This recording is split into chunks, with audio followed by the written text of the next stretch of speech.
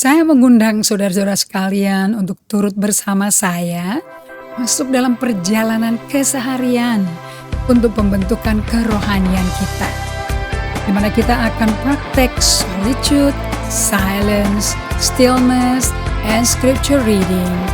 Dan satu hari per minggu kita dedicate untuk bersama Tuhan. Dengan itu kita membangun ritme hidup yang baru. Shalom semua para peserta dari Bible Study kami. Apa kabar? Well, Happy New Year. Tidak ada yang kebetulan bukan? Hari pertama di tahun yang baru 2022 adalah hari pertama Bible Study kita. Hari Sabtu tanggal 1 Januari 2022. Is that amazing? Tidak ada yang kebetulan ya teman-teman ya. Memang kita belajar Bible itu untuk tahun yang baru. It has to be the first day. Putting God first in our life. Menempatkan Tuhan nomor satu di hidup kita. It's amazing. Gak ada kebetulan nih Tuhan pembuat skenario kalender. Sekalipun kalender Gregorian. Well, apa kabar semuanya? Bagaimana liburan Natal disambung sama liburan tahun baru? Saya yakin banyak yang baru bangun tidur. Karena ini masih jam 12, Tadi malam mungkin ada yang pasang kembang api, mercon, segala macam perayaan dari kebun rumah Anda, bergabung dengan teman-teman, tetangga mungkin yang ada di Bali, yang ada di Jayapura, yang ada di Sorong, yang ada di Palembang, yang ada di Padang, yang ada di Aceh, yang ada di Jambi, yang ada di Hong Kong, yang ada di Switzerland, yang ada di Amerika. I think some of you are celebrating, sementara yang ada di belahan dunia yang lain. Saya bersyukur karena kita masuk tahun baru ini. We are ending well and we are going strong into the new season. Kita berdoa ya supaya hari ini betul-betul penyertaan Anda, tidak ada problem dengan internet Anda dimanapun Anda berada, dari Manado, dari Papua, dari Sumatera, dari Bali, NTT, Labuan Bajo. You have no problem dengan internetnya. Kita have a clear sky hari ini. Saya mau mulai dengan doa dulu sebelum saya menyapa and say hi to everybody. Okay? Terima kasih Bapak. Kami bangun pagi hari ini melihat matahari yang fajar menyingsing. Kami tahu Kau beserta kami di tahun yang baru ini. Kau memberikan anugerah untuk kami masuk ke tahun yang baru. Kami masuk ke tahun baru ini tidak sendirian. Kau Allah beserta kami. Kau Allah Immanuel. Seperti namamu, begitulah Engkau. Kau tidak pernah tinggalkan kami sepanjang 2021 maupun membiarkan kami, melantarkan kami. Kau adalah siapa yang kau katakan namamu. Immanuel, God with us. Allah beserta kita, bahkan berdiam di hati kita. Alamatmu di bumi adalah kami masing-masing. Batu yang hidup, yang berkumpul bersama-sama, diikat oleh semen tali kasih Allah, kasih agape, membangun satu rumah rohani bagi rumah Allah di bumi. Kau diam di tengah-tengah kami, and that's what you like. Dari awal umatmu keluar dari Mesir, kau mau berada di tengah-tengah ke-12 suku Israel. Kau gak pernah mau jauh dari mereka. Buat kami ingat dan sadar akan ini, di 2022 kami lebih solid, lebih kenceng, bergaul dan berada bersama Tuhan. Dan kesadaran Tuhan hadir. Aku minta di dalam nama Yesus Kristus Tuhan kami, penyertaan-Mu untuk kami mengerti bagaimana hati kami, pikiran kami, emosi kami harusnya bersikap di tahun yang baru ini. Terima kasih Bapa. Kami sangat excited to start the new year with you. Dan kami excited juga, kami punya komunitas Bible Study yang ready to start the year with you. Kami berikan hormat, pujian, kemuliaan hanya bagimu dalam nama Yesus Kristus. Amin. Oke, Ibu Luh Utari, thank you so much. Ibu Triani dari Sorong, Ibu Ratna Julinawati, how are you? Bagaimana Jakarta dengan Anda di tahun baru? family gathering, everybody's happy ya. Sebab Tuhan beserta kita. I mean, if God be with us, who can be against us? Allah beserta kita, siapa yang bisa melawan kita, right? Thank you juga untuk John Carol Tangku. Thank you buat Ibu Irene Tan dari Phoenix, Arizona. Charup Anik dari Switzerland. Thank you untuk kawan-kawan yang baru bergabung juga di 2021 dari Hong Kong. Thank you everybody dari Nias, dari Halmahera, dari Palembang, dari Medan Horas, Pak Ludiman, dari Palangkaraya, Pak Martin Panik, dari Medan juga Pak Jayadi. We are so happy teman-teman dari Batam. Thank you so much. Hari ini harinya Tuhan, mari kita bersuka cita. Amen. Lihat ke Tuhannya, belajar ganti lensa dari lensa yang buram karena dunia itu gelap. Kita copot, kita pakai lensa kerajaan surga yang clarity-nya 10-10. Oke, mari kita mulai pelajaran hari ini. Finishing well in 2020 and starting strong in 2022. Jadi menyelesaikan dengan baik di 2021 dan memulai dengan kuat di 2022. So, finishing well in 2021 and starting strong in loving union with God in 2022.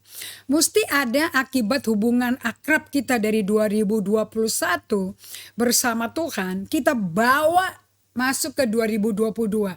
Yang dibawa bukan material, yang dibawa bukan hanya kenangan pahit atau kenangan manis atau kenangan berkemenangan, tapi yang dibawa adalah hubungan intim dengan Tuhan. And that's above everything. Karena hubungan yang manis dengan Tuhan, loving union with God, akan menyembuhkan jiwa Anda. Menyembuhkan luka batin Anda. God is a healer. Allah kita Allah penyembuh. So 2022, kalau Anda memulai experiencing God in your prayer, kalau Anda memulai dengan day by day, sampai 2022, you can still use this. Tetap pakai ini. Saya sudah pakai ini 5 tahun. Kenapa kok bisa dipakai terus? Sebab revelation yang dimasukin oleh penulis-penulis devotion di buku ini, kita belum nyampe ke situ. Maybe in 2016 saya belum sampai ke situ. 2017 belum, 2018 belum, 2019 mulai kebuka, 2020 mulai ngalami sedikit, 2021 pencerahan terjadi. But 2022 kita akan berjalan seperti penulis-penulis devotionnya. Okay?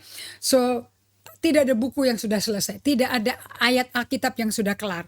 Sebab Roh Kudus sesuai usia daripada iman kita akan membawa kita dari glory ke glory, iman ke iman, dari firman yang sama. Tapi kacamata kita udah berubah. So apa sih yang Anda bawa bekalnya dari 2021 that you can finish well di 2021 is that loving union with God. Keintiman, persekutuan intim dengan Tuhan. Nah, untuk Anda menyelesaikan 2021, mungkin dari Anda berkata, tapi Ibu ini saya masih berantakan di 2021, saya nggak bisa menyelesaikan menutup tahun itu dengan gegap gelintah, dengan mercon, dengan kembang api. Aku belum bisa, aku banyak nangis, aku banyak nyesel, it's okay. Because 2022 kalau Anda masih bersama saya hari ini, Tuhan buka lembaran baru bagi Anda. Tuhan buka lembaran putih bagi Anda. You can start the day with God. Melalui kita ajak Anda supaya bisa bersama Tuhan. So it's okay.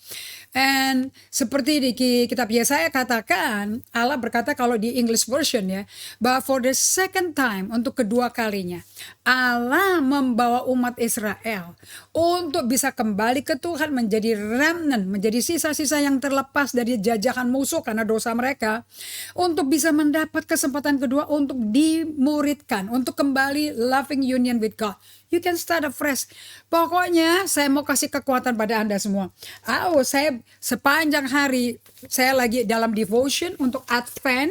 Saya ulangi lagi. You know, because Advent is a time di mana satu keluarga kita bergiliran renungin firman yang relevan dengan kelahiran Yesus, dengan pelayanan Yesus. And you know, dari semua apa yang dibagikan di Yesaya, Mika, Amos, in the end, dari semua nubuatan yang keras, penghukuman yang keras, tuntutan Tuhan yang keras, pengaduan Tuhan yang keras, in the end, selalu baca pasal terakhir. Tuhan berkata, I come, aku datang sebagai penyelamatmu. I give you hope. Aku kasih pengharapan pada kamu. Your life will be restored. Pokoknya kamu akan di-revive, dikembalikan hidup lagi dari mati. Kamu akan direstorasi, apa yang hilang-hilang akan kembali dipulihkan. And kamu akan kembali reinvent your new walk with God. Udah, Anda gak usah takut. Just look up to God. Ikutin kita, look up to Jesus. Anda akan dimulai lembar baru sama Tuhan. Nah, dibutuhkan dua hal ya untuk mengakhiri perjalanan rohani Anda di 2021 supaya bisa memulai perjalanan masuk 1 Januari 2022 dengan kuat. Number one, never lose faith. Pokoknya dari apa yang Anda mesti pelihara dari Tuhan, itu pemberian cuma-cuma iman. Anda tahu kan, kalau bukan karena iman kita nggak bisa diselamatin loh. Karena kasih karunia oleh iman kamu diselamatkan. Itu bukan pekerjaanmu sendiri, tidak ada orang bisa bermegah. Tapi pemberian cuma-cuma dari Allah. Efesus 2 ayat 8, 9. Supaya tidak ada orang yang bisa bermegah dan sombong. So by faith, through faith, melalui iman. Oleh iman bahasa Indonesianya. Kalau bahasa Inggrisnya through faith. By grace, through faith. Pipanya itu iman. Oke, kalau Anda mesti melewati iman, dan you cannot, tidak bisa, Anda tidak bergaul dengan iman. Dan 2 Korintus 4 ayat 13 saya tambahkan bahwa Paulus berkata karena kita menerima roh iman yang sama. We all have the same spirit of faith. Iman ternyata pribadi loh. Oke, iman adalah Yesus yang bicara ke kita. Maka kita percaya dan kita berkata-kata apa yang kita dengar dia katakan dan kita lakukan apa yang dia katakan. So karena Allah kita Allah yang berbicara sama kita tiap hari, tiap menit, tiap saat, tiap momen, Anda tanya dia jawab. Dan jawabannya bisa melalui khotbah, bisa melalui anak kecil, bisa melalui kejadian, bisa melalui Alkitab, bisa melalui buku. Tuhan itu sangat kreatif. So pegang, jangan sampai iman yang pemberian cuma-cuma Allah itu kandas dan hilang. Because without faith you cannot please God. Without faith hubungan Anda dengan Tuhan terputus. Nomor 2, Anda mesti bisa teruskan apa yang Tuhan telah lakukan kepada Anda. Teruskan kepada anak-anak, cucu dan keluarga Anda. Supaya Anda jadi model. Bagaimana Anda bisa meneruskan ke anak cucu kehidupan dalam iman ini? Obedience, melalui ketaatan. Sebab iman tanpa perbuatan mati. Iman tanpa ketaatan bohong. Jadi gak ada iman yang tidak bisa membuat Anda, Yakobus katakan, yang tidak digandeng sama ketaatan. So obedience is without any, tidak bisa sama sekali tanpa kembar siam ketaatan. Obedience is a must. Yeah, because faith is hearing God. Iman timbul dari pendengaran akan firman Allah. Right? So, hati yang tidak percaya. Ini saya mau bawa Anda ke kitab Markus 16. Kenapa kalau saya bawa Anda ke Markus 16 which is about the resurrection of Jesus? Sebab kita belajar dari Yesus di sini bagaimana dia akhiri masa pelayanan manusianya dia sebagai manusia sempurna, inkarnasi, dan starting melayani manusia dari rohnya dia. Karena pada waktu dia bangkit dari mati, dia udah nggak pakai tubuh tanah liat lagi. Dia memakai tubuh roh. Makanya dia bisa nembus tuh badannya tuh ke rumah tempat murid-muridnya bersembunyi yang digembok. Gemboknya besar sekali karena mereka takut dengan militer Romawi. Oke? Tetapi kok Yesus bisa menembus masuk hanya untuk ketemu Thomas yang belum percaya bahwa kalau aku belum masukin jarinya aku masuk ke lubang di lambungnya Yesus, aku nggak percaya dia bangkit. So he has a resurrected body, badan yang dibangkitkan. Jadi untuk mengakhiri dengan baik, itu butuh Anda percaya dengan kesegaran yang baru. Okay? Apakah kita percaya total? Apakah kita masuk ke 2020 ini percaya total, everything is gonna be good or better than 2021? So ternyata saya pelajari untuk Yesus akhiri masa pelayanan dalam tubuh manusia. Dan mulai pelayanan pakai tubuh yang dibangkitkan. How did it end and start a new beginning? Nah, semua kita mesti terima ya bahwa di bawah kolong langit ini ada musim, waktu dan musim dan waktu. Oke, dan segala-galanya itu ada waktunya untuk lahir, ada waktu untuk mati. And ekstranya mengenai Yesus, ada waktunya dia lahir, kita bisa merayakan kan ya Natal ya. Tapi juga ada waktunya dia untuk mati, betul, di kayu salib. Dari mati di kayu salib ada waktunya untuk apa lagi? Itu kayaknya belum ada deh itu di Pengkhotbah 3 ayat 1 sampai 10. Bangkit dari mati, dia nggak ada bagian dalam kematian. Sebab dia adalah roh dan hidup. Nggak mungkin tinggal di kuburan atau nggak mungkin tinggal di neraka. Tempat maut dan kematian berada. No, he will not be there because he is life and resurrection. Dia ngomong kepada Lazarus, kepada Marta Maria, akulah hidup dan kebangkitan itu. Dia ngomong ke Marta seperti itu. Di Yohanes 6, my word, firmanku adalah roh dan hidup. Nah, everything is about him is life. Jadi kalau Anda mati ketemu sama Yesus, Anda dibangkitin jadi hidup. Anda punya lembaran baru tuh. Lembaran lamanya dihapus pakai darah Yesus jadi putih. Amazingly, di Markus yang pasal yang ke-16 ini, di hari dia bangkit dari mati, saudara. Oke, so dia udah kelar hidup manusianya. Sekarang dia hidup dengan tubuh dibangkitkan. Amazingly, orang-orang yang tidak percaya dia bangkit dari mati adalah lingkar satunya. Lingkar dalam. Is that amazing? Anda bisa bayangkan kalau Anda tuh Yesus, setelah Anda bangkit dari mati, terus lingkar dalamnya berkata, apa? Dia bangkit dari mati?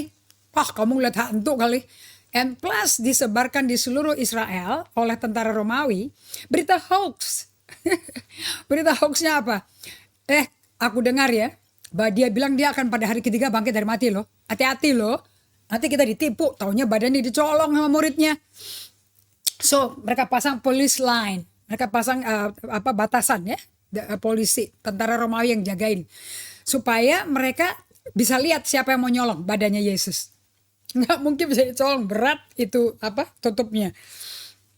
Anyway, ternyata ada gempa bumi kan ya, waktu Yesus bangkit dari mati ya. Dan itu tentara Romawi pada kolaps semua, geletak semuanya.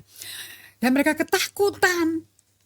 Dan mereka lihat bahwa batu yang nutup lubang kuburnya sudah terguling. Dan ada Maria Magdalena masuk kan, nggak ketemu siapa-siapa, dan dia ketemu malaikat. Nah, kemudian dia lari, dia panggil Petrus, Yohanes, masuklah si Yohanes lebih dulu, baru Petrus belakangan yang lebih besar. Yohanes lihat ada kain kapan untuk kepala yang terlipat rapi. Nah, tapi yang lainnya nggak ada. Nah, saya mau bagikan pada Anda, hoax seluruh ke Israel itu ada. Bahwa pada hari ketiga katanya badannya mau dicolong. Untuk buktikan bahwa dia bangkit, padahal dicolong. Ternyata tidak demikian. Ya, nah yang gak percaya itu adalah lingkar satunya Tuhan Yesus. Kalau Anda jadi Yesus, Anda down gak ya?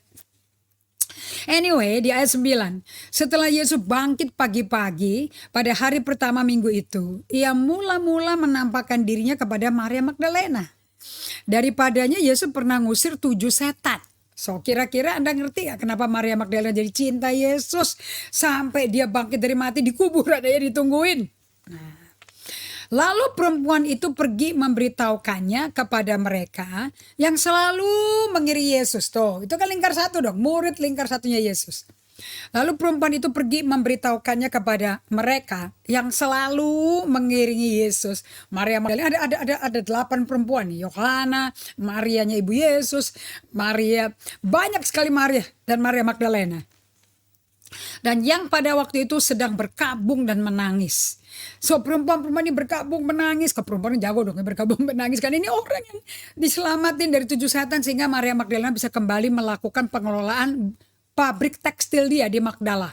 Ini orang kaya nih. Ini pengusaha Maria Magdalena. Nah, karena dia ada kerasukan setan 7. Dia gak bisa kerja. Gak waras. Pada waktu ketemu Yesus setannya 7 diusir. Dia waras kembali. Makanya dia bisa membiayai pelayanan Yesus 3,5 tahun di bumi. Tetapi ketika mereka mendengar bahwa Yesus hidup dan telah dilihatnya oleh oleh Maria Magdalena dan kawan-kawan, si murid-murid yang selalu mengiringi Yesus itu di ayat 10 gak percaya. They don't believe it sama sekali. Jadi Yesus udah mengakhiri masa pelayanan 3 tahun di bumi sebagai manusia sempurna. Sekarang dia pakai tubuh dibangkitkan, gak ada yang percaya. Apa Yesus nggak pernah ngomong bagaimana dia itu 3 kali dia berulang-ulang ngomong per Injil loh, bahwa dia akan ditangkap, disesah, dimenderita, mati, tapi hari ketiga bangkit. Tapi nggak ada murid yang mau terima itu kan. Yudas saja nggak mau, stres dia. Petrus juga nggak mau, dia sangkal 3 kali. Anyway, ayat 12, sesudah itu dia menampakkan diri dalam rupa yang lain kepada 2 orang dari mereka. Ketika keduanya dalam perjalanan keluar kota, ini tentu yang ke Emmaus, saudara-saudara. Lalu kembalilah mereka dan memberitahukannya kepada teman-teman yang lain. Tetapi kepada mereka pun teman-teman itu tidak percaya. So, ayat 14, akhirnya Yesus menampakkan diri kepada ke-11 orang itu ketika mereka sedang makan. Dan ia mencela ketidakpercayaan mereka. Anda tahu ya kalau dicela ya, keras di muka umum loh. Dan kedegilan mereka. Jadi dia mencela ketidakpercayaan dan mencela kedegilan hati mereka. Oleh karena mereka tidak percaya kepada orang-orang yang telah melihat dia sesudah kebangkitannya. Di ayat 12 ya, ayat 10-11. Ayat 9. Anda bisa lihat di situ bahwa Yesus bangkit pagi-pagi pada hari pertama minggu itu. Dia mula-mula menampakkan diri kepada Maria Magdalena. Kemudian Anda lihat di ayat 10. Lalu perempuan itu pergi memberitahukannya kepada mereka yang selalu mengiringi Yesus. Dan yang pada waktu itu sedang berkabung dan menangis. Jadi Petrus, Yohanes, Yakobusnya lagi berkabung menangis. Mereka hubungannya akrab sekali. Tetapi ketika mereka mendengar bahwa Yesus hidup, kayaknya lebih gak percaya mereka. Dan telah dilihat olehnya, mereka tidak percaya. Jadi semakin dengan berita yang kolosal, semakin gak percaya mereka. Nah, saudara mesti perhatikan di sini bahwa yang disuruh Tuhan Yesus untuk menyampaikan berita kabar baik ini kepada Petrus, Yohanes siapa ya? Gender apa ya? Perempuan. Ini sengaja Yesus lakukan ini untuk membasmi adat istiadat orang-orang Yahudi yang gak ada di kerajaan Allah. Di mana perempuan itu adalah second hand citizen, warga negara kelas 2. Nah, so Anda belajar di sini bahwa pastikan iman kita bukan iman bodoh ya. Bukan bodoh nekat. Tetapi karena Tuhan sendiri telah berfirman beberapa kali bahwa dia akan mati dan bangkit pada hari ketiga. Ini mereka ini imannya bukan bodoh nekat loh saudara-saudara. Benar-benar mereka ngalami mendengar suara Tuhan. So saya pelajari di di keempat kitab Injil Tuhan kita yang bangkit dari mati. Dan memilih untuk muncul kepada murid-muridnya. Ternyata perempuan lebih dulu loh yang dipakai sama Tuhan. Ini kenapa ya? Untuk buktikan bahwa kebangkitan Tuhan Yesus Kristus bukan dibuat-buat. Karena buat warga negara kelas 2 untuk muncul di muka umum ke depan kaisar, di depan gubernur Mesir, gubernur Romawi, dan juga jenderal-jenderal dari tentara ya, militer daripada kaum Israel. Nah, ternyata perempuan yang dipakai. Yang udah pasti gak akan didengar. Yang udah pasti beritanya udah second hand. Ini untuk buktikan apa sih Yesus memakai perempuan? Untuk buktikan bahwa kebangkitan Tuhan Yesus Kristus bukan dibuat-buat. Yang kedua, sangat mengagumkan. Justru murid-murid yang selalu bersama Yesus, justru yang tidak percaya yang Yesus tuh bangkit dari mati. Bukankah ngenes banget nih? Nelongso tuh kalau orang Jawa Timur yang ngomong itu. Masa orang lingkar satunya gak percaya total Yesus bangkit dari mati. Terus orang yang diberikan kemurahan, diberikan hati, diberikan kerinduan untuk melihat Tuhan, mereka kok malah gak bisa ngelihat Tuhan itu di depan mereka. Nah, jadi sini saya tulis yang B, sangat mengagumkan ya, justru murid-murid yang selalu bersama Yesus, justru yang gak percaya Yesus bangkit dari mati loh. Semua ini karena hati mereka gak percaya. Dan penuh ketakutan ke tentara militer Romawi. Takutnya berat, tekanannya berat. Pekerja rodi juga nih. Okay? Jadi sangat mengagumkan justru murid-murid yang selalu menerima Yesus, justru yang tidak percaya Yesus bangkit dari mati. Yesus semuanya itu karena hati mereka gak percaya dan penuh ketakutan sama orang Romawi. Nah, Anda perhatikan baik-baik ya. Pada degil kan ya hatinya ya, ditulis sama Yesus ya.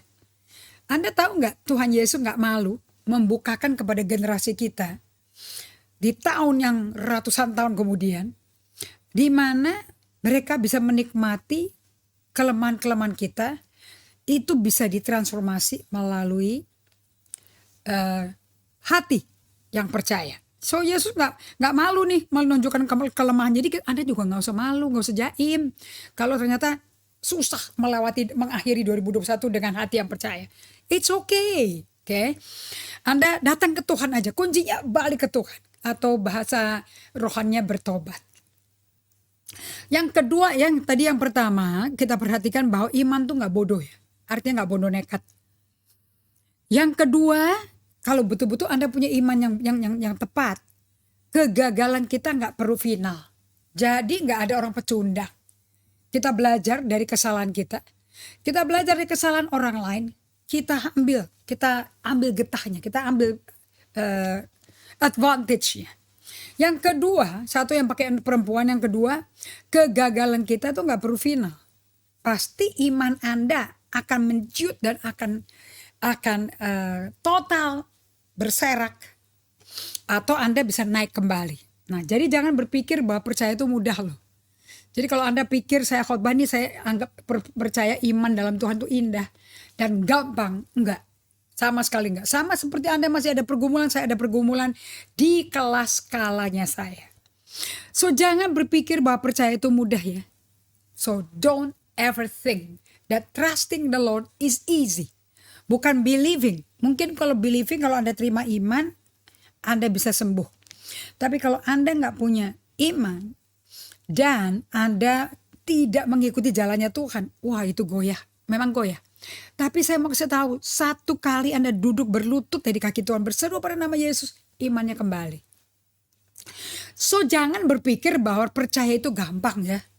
Kebenarannya iman tuh perlu dikembangkan, iman harus ditanam dan harus bertumbuh.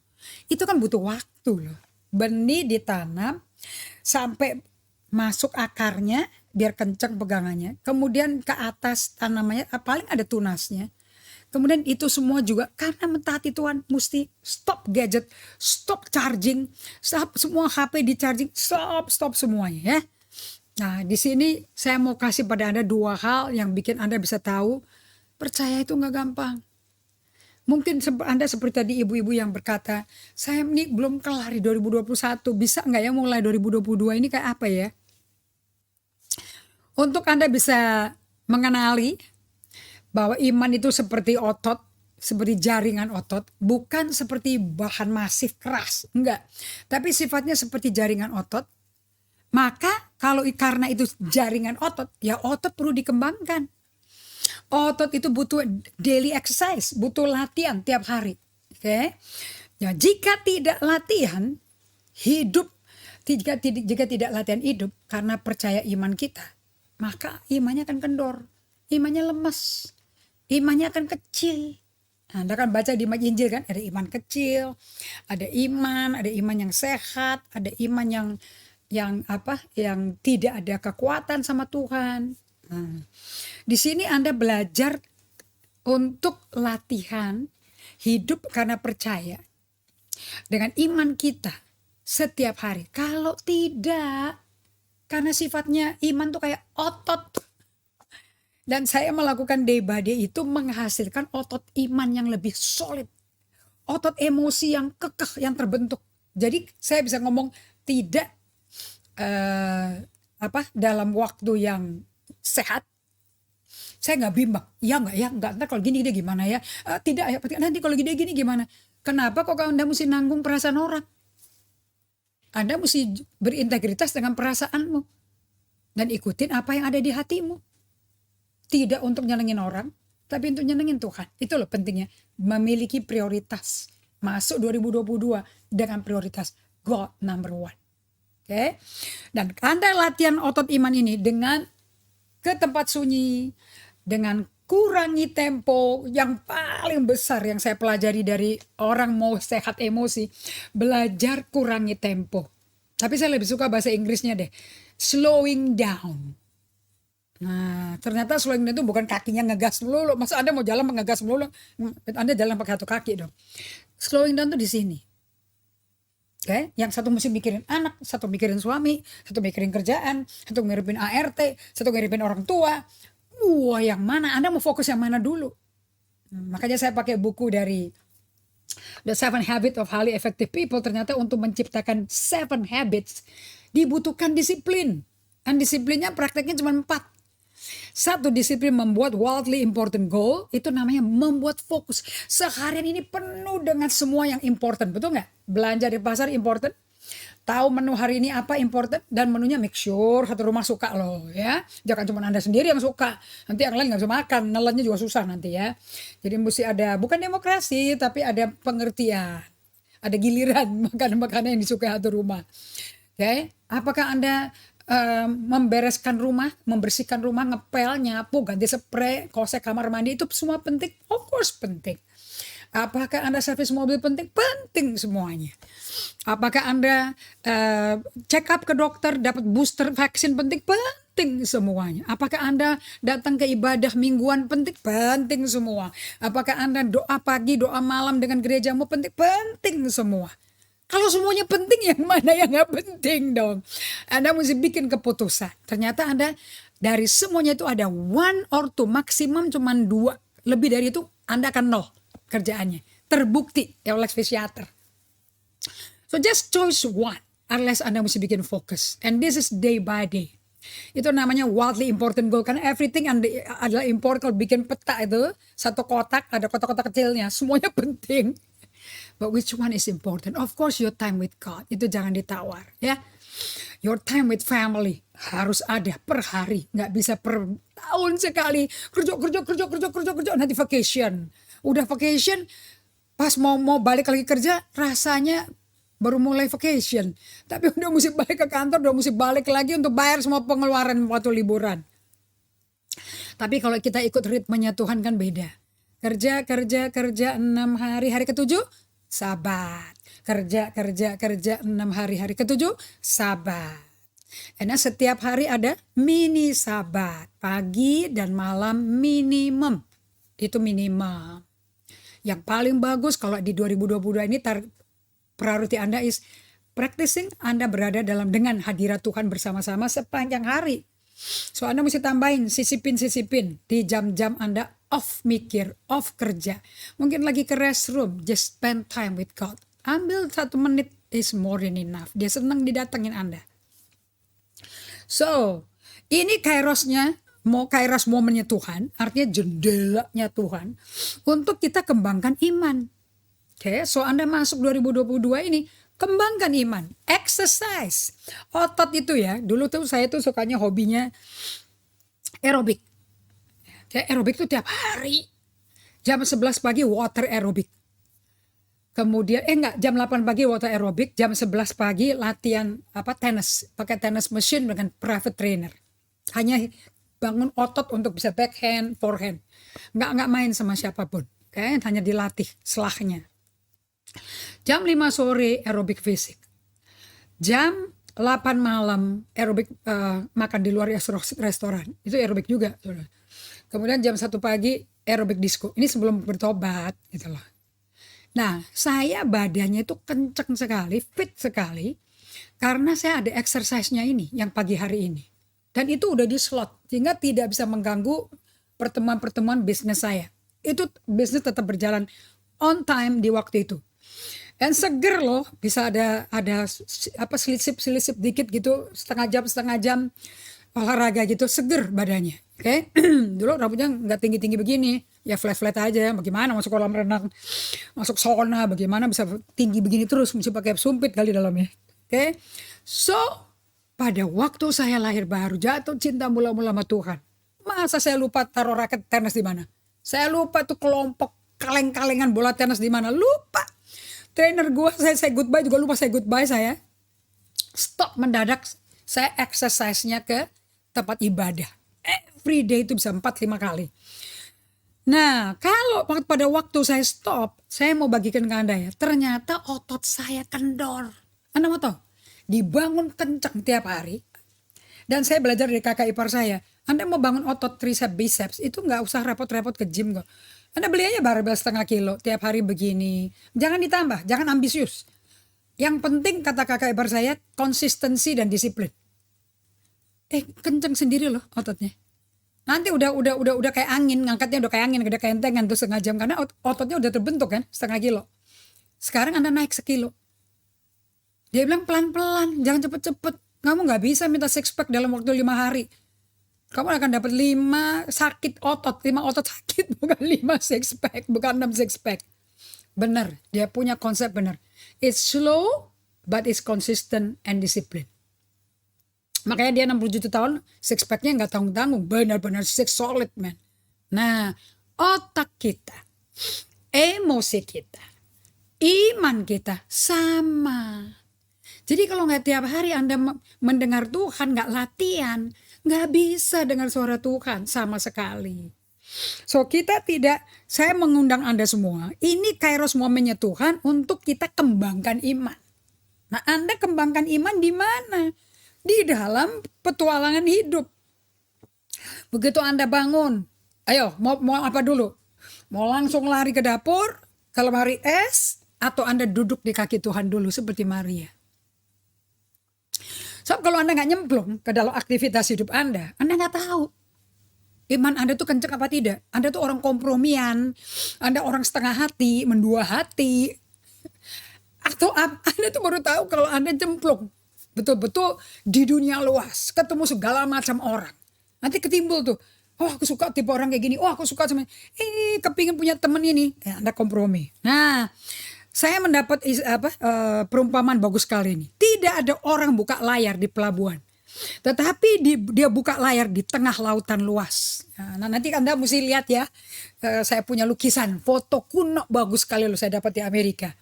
Beautiful old boat, wooden classic boat dengan white layar putih yang gagah di tengah samudera dengan ombaknya. Iya sih, saya pikir coba ini saya lihat foto-foto dari kapal yang diparkir kan ya. Kan nggak ada itu yang sailnya di-hoist kan. Ya dibungkus. Jadi Anda jangan dong melangkah pakai iman, tapi di pinggir-pinggir tepi pantai. Nyemplung dong ke dunia Anda. Nah, kalau Joyce Meyer bilang hadapi situasi takut tuh. Kalau Anda mau punya iman mengalahkan takut, ya hadapin kepada orang-orang yang Anda ketakutan. Are you afraid? So berani masuk ke dalam 2022.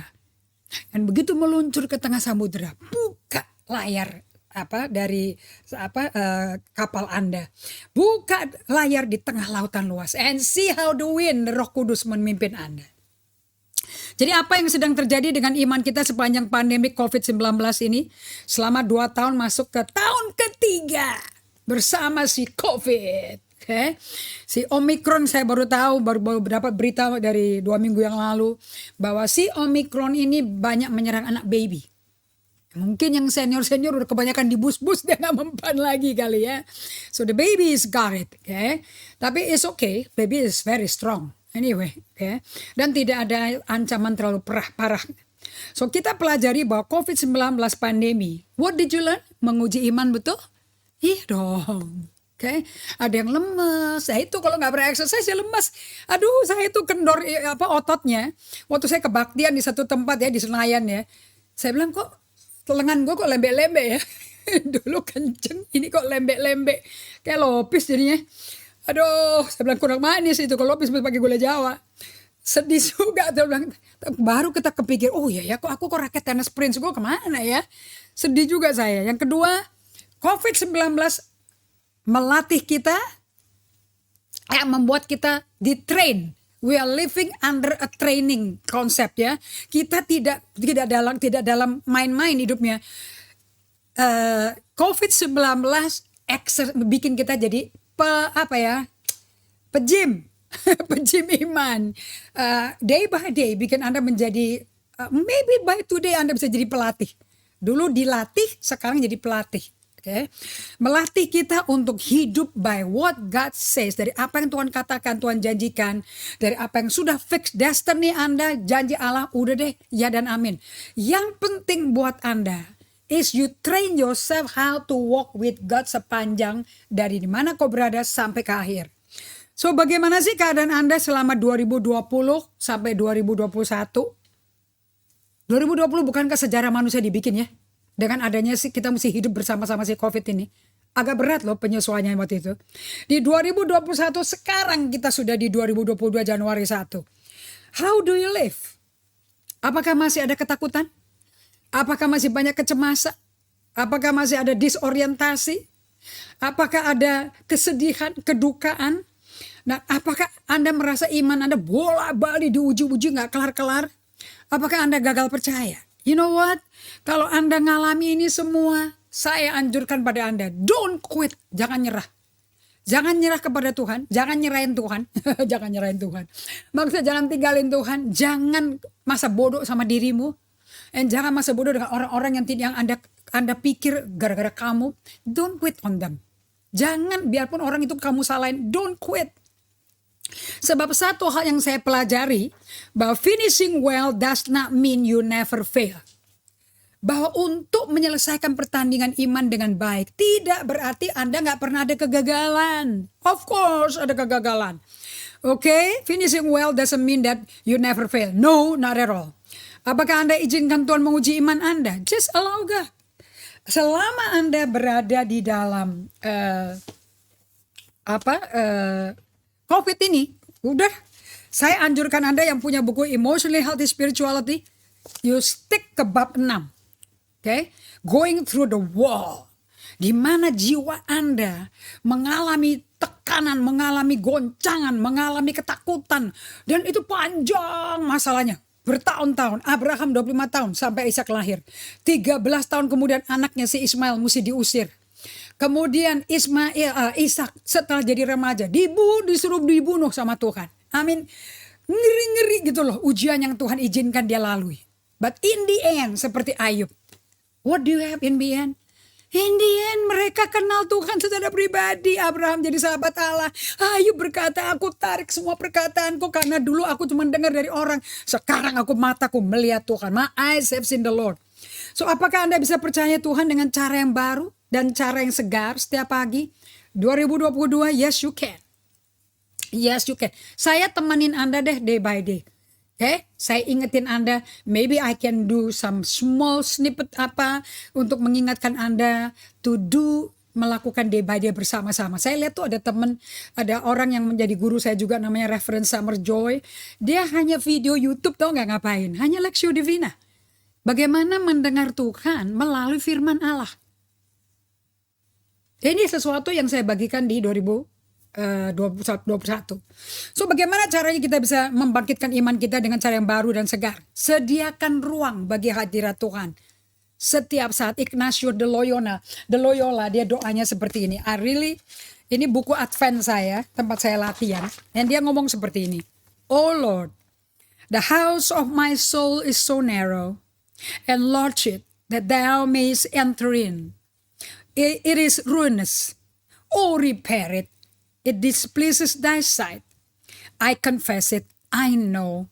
But who shall cleanse it? Or to whom shall I cry unto thee? Cleanse me from secret fault. O Lord, spare thy servant from strange sin. Jadi Ignatius de Loyola, Anda mesti baca buku-bukunya dia. Ini true Christianity. Rumah jiwaku terlalu sempit. Kurang ruang buat engkau. Lebih banyak akunya daripada engkaunya. Alias dia lebih narsistik, you know. So jiwa kita dari hati yang tidak terbelah fokusnya kepada Tuhan. Kita bikin ruangan bagi hadirat Tuhan di sepanjang tahun 2022 ini. Setiap harinya di dalam jiwa Anda. Supaya ada ruangan di dalam jiwa kita dari hati yang tidak divided ya, not from a divided heart, yang fokusnya hanya ke Tuhan. Please create a space. Caranya gimana? Well, lakukanlah social distancing dari segala macam social media. Okay? Dari segala macam teman-teman yang gak mendukung Anda untuk bisa berada dengan Yesus setiap hari. I mean social distancing sama mereka deh. Oke, Anda akan dekat sama Tuhan yang banyak space di jiwa dari hati yang sudah tidak terbelah bagi Tuhan, tapi fokus devoted unto you. Oke, Nah fellowship dengan keluarga biologis, saudara-saudara, saya belajar ya. Ternyata kalau kita baca Kisah Rasul 2 di hari Pentakosta itu pembaptisan Roh Kudus terjadinya di rumah-rumah loh. So this is the time COVID ini memungkinkan di mana terjadi fellowship dalam keluarga biologis. Di mana ayah ibu menjadi gembala dan wakil gembala. Memuridkan, menggembalakan putra-putri Anda sendiri di rumah. That's what God wants. Betapa indahnya kalau keluarga itu, saudara seiman itu hidup rukun. So to finish well, akan membutuhkan a new fresh faith in God. Sebab dia tidak pernah meninggalkan Anda atau mengabaikan Anda. Nah kita lihat di Matius 28 ayat 20. Saya encourage Anda. Ya, tidak ada satu pelayanan Anda bisa sukses tanpa disertai Tuhan. Dan ajarlah mereka melakukan segala sesuatu yang telah kuperintahkan kepadamu. Dan ketahuilah, merahin ini di Alkitab Anda. Aku menyertai kamu sampai kepada akhir zaman. You know what? Saya mau kasih tahu pada Anda. Pegang ya. Remember your future. Ingat masa depanmu. Tuhan itu nungguin Anda dan nyertai Anda sampai akhir zaman. Sampai finish line, Tuhan tuh nyertai Anda. So what are you scared about? Takut apa?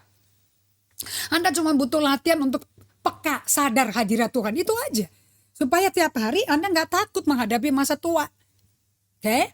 Dan sampai pada akhir zaman, so that apa? You finishing well is dijamin sama Tuhan kan? Dan lihat Markus 16 ayat 20. Aduh, ini murid-murid Yesus yang luar biasa ini. Mereka pun pergilah memberitakan Injil ke segala penjuru. Look at this. Oke, ini amat agung loh nih. Dan lihat, perhatikan baik-baik. Combine Matius 28 ayat 20 dengan Markus 16 ayat 20. Sama konteksnya. Dan Tuhan turut bekerja dan meneguhkan firman itu dengan tanda-tanda yang menyertai. You know what? Tidak ada satu amat agung dapat dikerjakan tanpa Tuhan menyertai Anda. Yang bikin orang bisa percaya Yesus itu dia. Asal Anda berjalan bersama dia. Oke. So untuk finish well, artinya kita lanjutkan ke 2020 dengan mentaati berjalan dengan Tuhan. Satu Anda mesti tahu, Tuhan gak pernah nyerah dengan murid-muridnya. Do you know that? Anda jangan nyerah deh sama Anda dan tim Kerselmu, Komselmu. Jangan nyerah. Mungkin ini males nih orang gak pernah masuk, aku sendiri yang kerjain. Tenang. Tuhan tuh gak pernah nyerah sama murid-muridnya.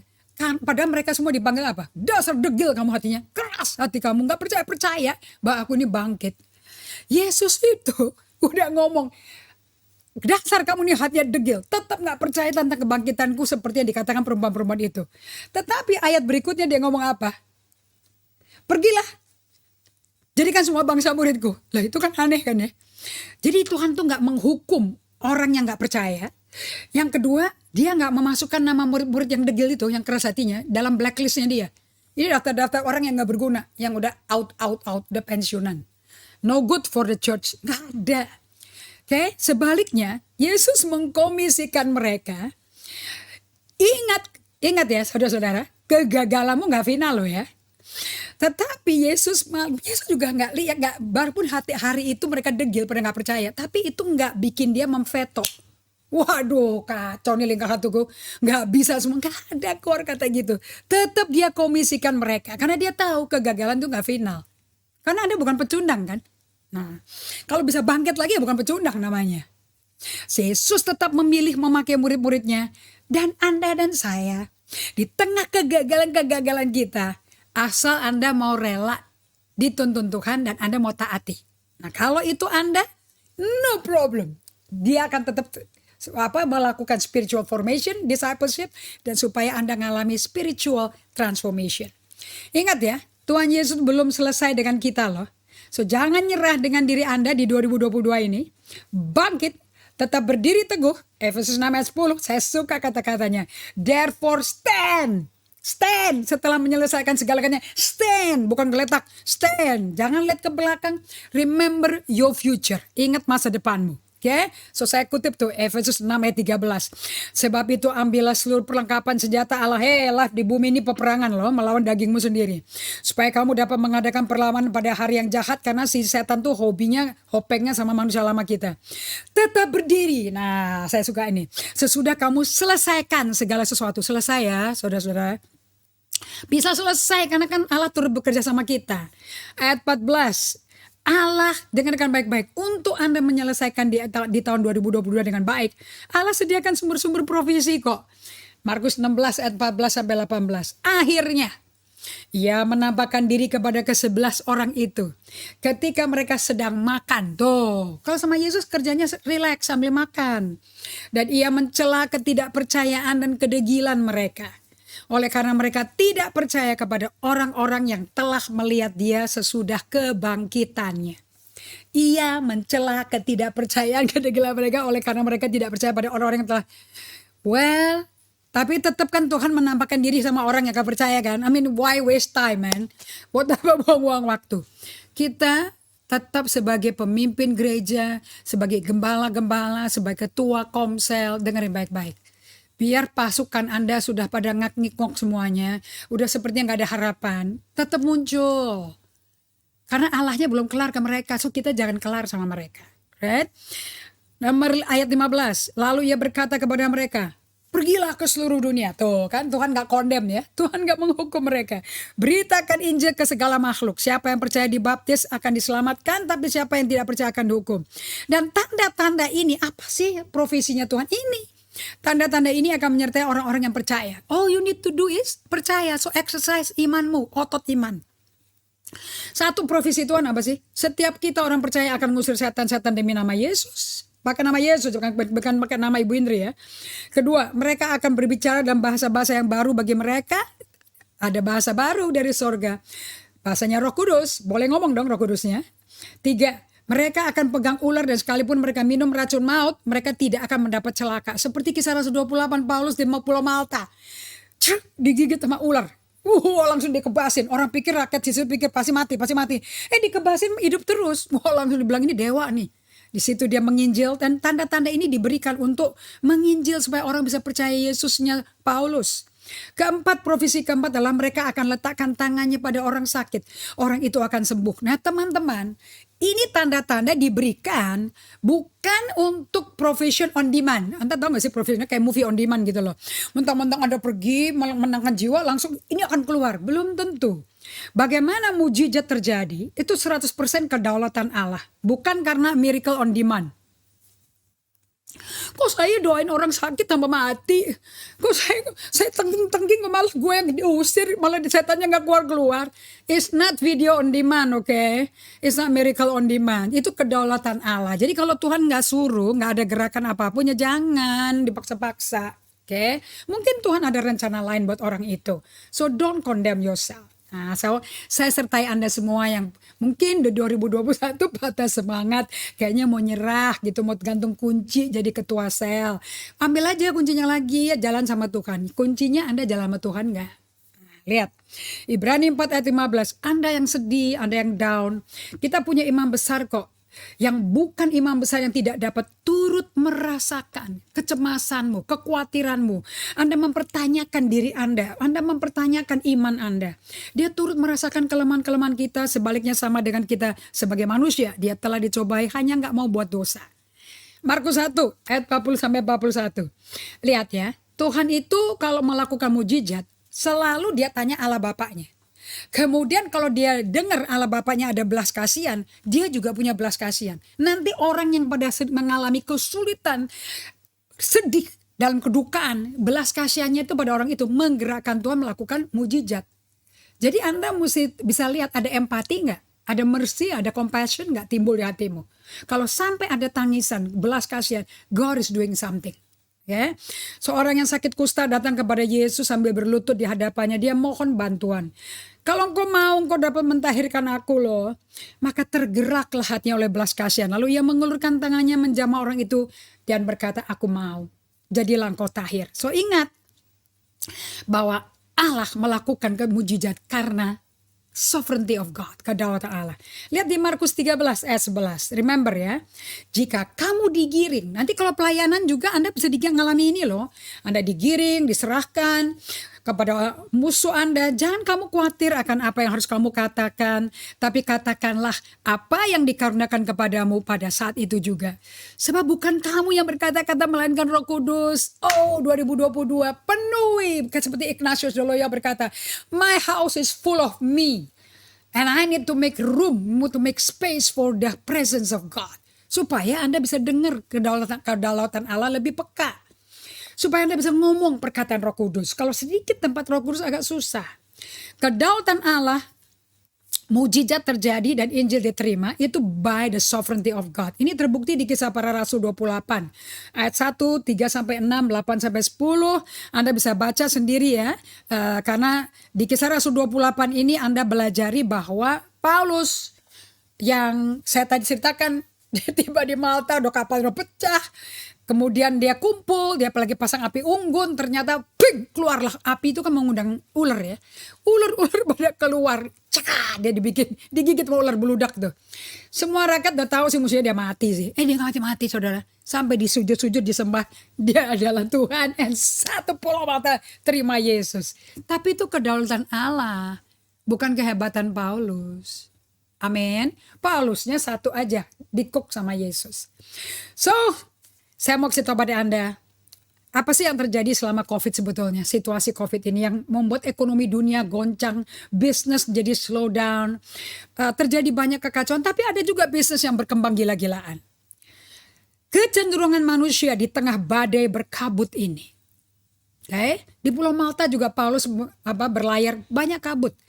Dan kesuraman dunia yang bersembunyi berpusat pada kita, membuat kita tuh jadi sembunyi dan selalu pusatnya pada diri sendiri. Kayaknya jadi lemes, aduh males keluar, kita sembunyi pada diri sendiri, mikir apa yang kita pikirkan. Tapi sebetulnya saudara-saudara, di COVID ini adalah waktu yang Tuhan telah bikin, kairos momennya Tuhan, jendelanya Tuhan, waktu yang tepat untuk kabarkan kabar baik di tengah bencana dan badai yang berkabut. Kan bikin Anda gak bisa lihat gitu loh.